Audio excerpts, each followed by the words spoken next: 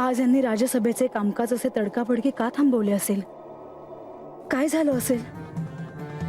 यांच्यात आणि प्रधानजींमध्ये काय बोलणं झालं हे देखील यांनी मला सांगितलं नाही. हे आणि प्रधानजी दोघेही काळजीत मात्र दिसत होते. म्हाळसा, म्हाळसा, काय झालं लतिका? तुझ्यापर्यंत अजून वार्ता पोहोचली नाही? कोणती वार्ता? म्हाळसा, प्रधानजी आणि लक्ष्मी देवी गड सोडून चालले आहेत.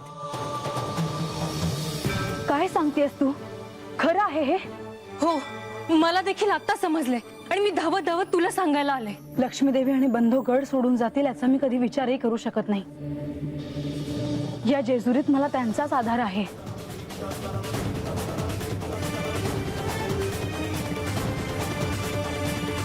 मला लक्ष्मीदेवींना भेटावंच लागेल. देवा, तुम्ही त्या राक्षसासनी हरवलं. समजा जण आनंदात आहेत, पण मला तुमच्याकडून समजा ऐकायचं होतं, तर ते राहिलंच बघा. मला वाटलं होतं का वर गडावर जाताना तुम्ही माझ्याकडे याल आणि मला समजा सांगाल. बानू, बानू, अगं म्हणजे काय झालं? अगं अगं सांग ना काय झालं ते. अगं तर गडावर लक्ष्मी देवी आणि प्रधानजी गड सोडून जाणार आहेत बघ. काय सांगतेस? आणि कधी घडलंय हे समजा? कधी म्हणजे आजच झालं बघ. राज्यसभेत समधी जण असताना लक्ष्मी देवींनी सांगावा धाडला. तेव्हा धरणं समजे काय करावं ह्योच विचार करतात बघ. मी त्यासनी नाही जाऊ द्यायची. मला ठाव आहे त्या माझ्याकडे आल्या असत्या म्हणून म्हाळसाताई त्यांच्यावर बी रागवल्या असणार. आता हे समजा तुझ्या पायी होता या असं वाटतंय बाई तुला? ठाव नाही, पर त्या माझ्याकडे आल्यामुळे हे झालं असेल. तर मी आत्ता गडावर जाईन आणि काय बी झालं तरी मी त्यासनी थांबवीन. अगं पण अगोदर त्या कशा पायी चालल्या आहेत हे तर कळू दे.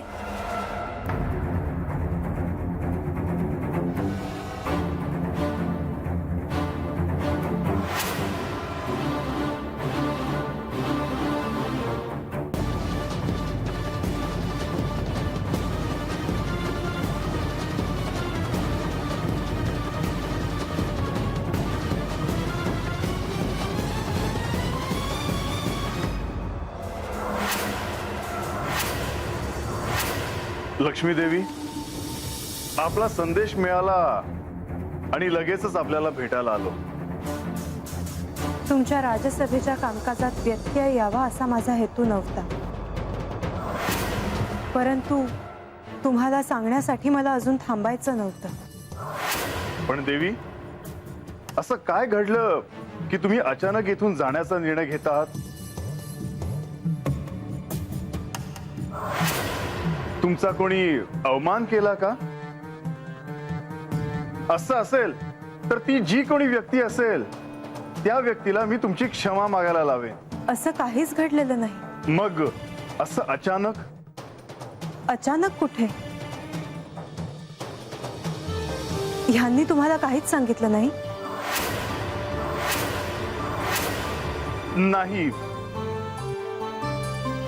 खरं तर आम्हाला वेळच मिळाला नाही बोलायला आणि कामाच्या गडबडीत प्रधानजींकडून राहिलं असेल सांगायचं.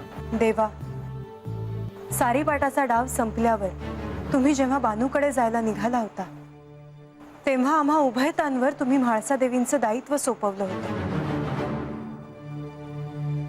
ते मी पार पाडलं आहे. आता बानू देखील विवाह करून जेजुरीत आली आहे. माझं कार्य संपलं आहे असं मला वाटतं. खरं तर ह्यांचं देखील इथं येण्याचं प्रयोजन संपलं आहे.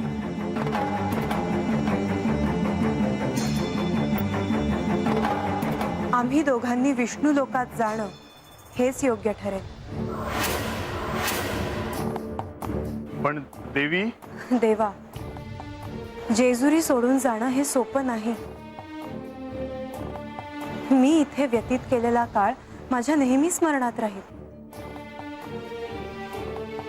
तुम्ही, म्हाळसा देवी, बानू यांचा सहवास, इथली प्रेमळ माणसं, इथल्या मातीला झालेला दिव्य स्पर्श, खरं तर प्रतिकैलासच सगळंच विलक्षण आहे. परंतु आम्हाला जायला हवं.